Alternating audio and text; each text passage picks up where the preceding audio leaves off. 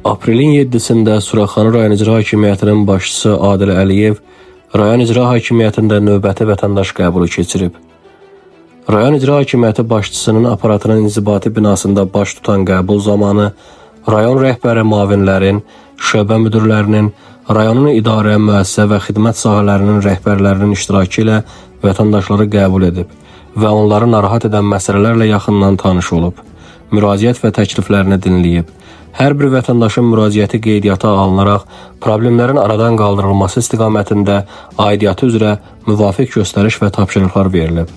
Sakinlərə qaldırdıqları müraciətlərə dair qanunvericiliyin tələbləri izah olunub. İcra hakimiyyətinin səlahiyyətləri daxilində olan məsələlərin həlli istiqamətində tapşırıqlar verilib. Eləcə də digər mövzularla bağlı aidiyyatı qurumlara müraciət etmələri vətəndaşlara tövsiyə edilib. Sakinlər göstərilən diqqət və qayğıya görə Prezident cənab İlham Əliyevə və 1-ci vitse-prezident Mehriban xanım Əliyevaya minnətdarlıqlarını ifadə ediblər.